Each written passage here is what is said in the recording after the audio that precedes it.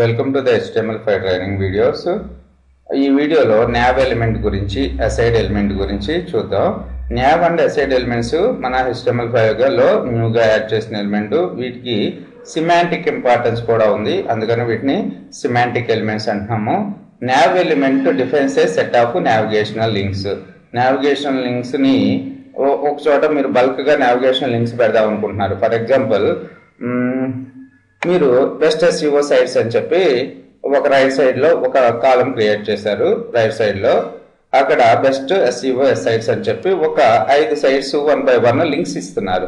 అలాంటప్పుడు nav element use చేసుకుంటే benefit ఉంటుంది. అలాగే మీకు మెనూ బార్ క్రియేట్ చేస్తున్నారు. మెనూ బార్ లో కంపల్సరిగా ఉండేవేంటి? About us, contact us, our courses అలా ఉంటాయి కదా. అందుకని ఆ నావిగేషనల్ బార్, ఆ మెనూ బార్ ని nav ట్యాగ్ లో డిక్లేర్ చేసుకోవడం వల్ల సిమాంటిక్ గా కూడా చాలా ఇంపార్టెన్స్ ఉంటుంది. అంటే బ్రౌజర్స్ ఈజీగా రికగ్నైజ్ చేస్తాయి, సెర్చ్ ఇంజిన్స్ ఈజీగా రికగ్నైజ్ చేస్తాయి.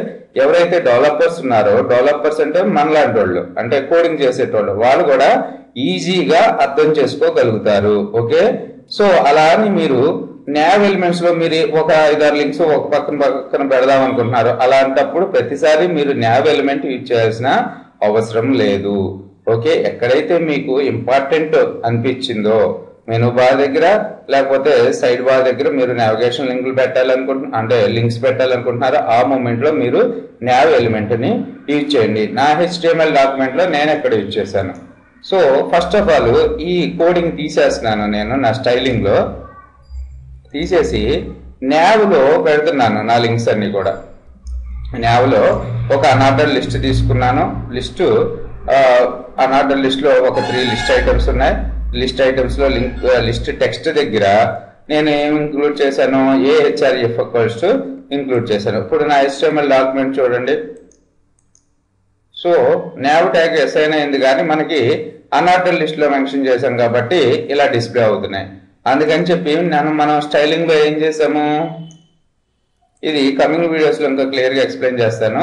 nav UL equals to UL ట్యాగ్లు ఏముండాలి? మార్జిన్ 0, ప్యాడింగ్ 0 ఉండాలి, plus list items in line లో డిస్ప్లే కావాలి. అంతేగా, చూడండి ఇక్కడ.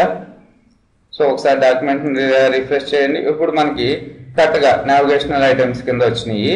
అలాగే వీటిని బాక్సులు సెట్ చేసి వీటికి కలర్స్ డిక్లేర్ చేసి డ్రాప్ డౌన్ లో వచ్చేటట్టు కూడా కమింగ్ వీడియోస్ లో సెట్ చేద్దాం. అంటే ఇక్కడ అబౌట్ అస్, అవర్ కోర్సెస్ అని ఇక్కడ వస్తుంది. అవర్ కోర్సెస్ దగ్గరికి వెళ్ళి మౌస్ అలా పెట్టగానే కిందకి ఏమొస్తాయి? కోర్సెస్ లిస్ట్ అంతా కూడా వస్తాయి. అలా నావిగేషన్ మెనూస్ క్రియేట్ చేయడం కూడా కమింగ్ వీడియోస్ లో చూద్దాం. అలాగే అసైడ్ ఎలిమెంట్ ఉంది. ఈ అసైడ్ ఎలిమెంట్ కి సిమాంటిక్ గా మంచి ఇంపార్టెన్స్ ఉంది. ఎందుకంటే మీరు ఎందుకంటే కాదు, మీరు ఈ HTML డాక్యుమెంట్ లో మనకి సైడ్ బార్ కానీ, సైడ్ బార్ లెఫ్ట్ కానీ రైట్ కానీ కంటెంట్ ఏమీ లేదు. ఓకే, సింపుల్ గా ఇది ప్లెయిన్ గా ఉంది. సో కాకపోతే నేను ఫ్యూచర్ లో సైడ్ బార్లు పెడదాం అనుకుంటున్నాను. Okay, left side bar, right side bar. అలాంటప్పుడు ఇంతవరకు మనం ఎలా చేసేవాళ్ళం? ఒక డివ్ ఎలిమెంట్ తీసుకుని అటు కొంత ఇటు కొంత సెట్ చేసి మళ్ళీ అందులో డివ్లు తీసుకుని అలా, లేకపోతే యాక్చువల్ గా డివ్లు రాకముందు అయితే టేబుల్ తీసుకునేవాళ్ళం.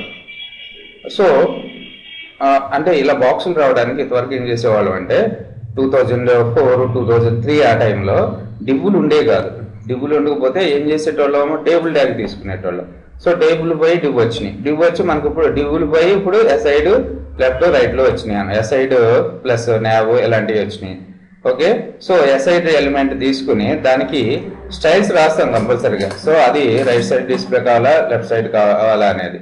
సో అలా డిక్లేర్ చేసుకోవడం వల్ల బెనిఫిట్ ఏంటంటే తెలిసిందే, సిమాంటిక్ ఇంపార్టెన్స్ ఉంది.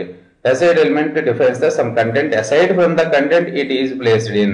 The aside content should be related to the surrounding content. Okay, so నాకు అర్థమైంది మాత్రం అసైడ్ ఎలిమెంట్ గురించి. ఇది కమింగ్ వీడియోలో మీ వెబ్ పేజ్ని క్రియేట్ చేసేటప్పుడు క్లియర్ గా చూద్దాం. Thanks for listening. Please subscribe for my more videos. ఇందులో కొన్ని ప్రైవేట్ వీడియోస్ కూడా ఉంటాయి, అంటే మీరు వీడియోస్ ని చూడలేరు. సో ఫైనల్ గా కొన్ని వీడియోస్ ని మీరు చూడలేనప్పుడు మీరు యాక్చువల్ గా మీరు నా ఛానల్ కి సబ్స్క్రైబ్ అయ్యి ఉంటే నాకు కింద ఈ వీడియో కింద ఏదైతే మీకు వీడియో డిస్ప్లే కావట్లేదో ఆ వీడియో కింద I want to watch this video అని పెట్టండి కామెంట్. పెడితే నేను మీ యొక్క యూజర్ నేమ్ని ఆ వీడియోకి అటాచ్ చేస్తాను. అప్పుడు మీరు చూసే పర్మిషన్ వస్తుంది అనమాట మీకు. సో ఎందుకంటే నాకు ప్లీజ్ సబ్స్క్రైబ్ అంటే ఎవరు కూడా సబ్స్క్రైబ్ చేసుకోవట్లేదు. సో ఇలా చేయడం వల్ల సబ్స్క్రైబ్ చేసుకుంటారు. ఓకే, ఒకవేళ సబ్స్క్రైబ్ చేసుకున్న వాళ్ళు కూడా మీకు కనపడకపోతే మాత్రం మెసేజ్ పెట్టండి. మెసేజ్ అంటే కామెంట్ సెక్షన్లో పెట్టండి, I want to watch this video అని చెప్పి. ఓకే, ఇది మీకు కొద్దిగా ఇబ్బందిగానే ఉంటుంది, కాకపోతే నాకు సబ్స్క్రైబర్స్ గ్రోత్ కావాలి కాబట్టి నేను ఈ కండిషన్ అప్లై చేస్తున్నాను.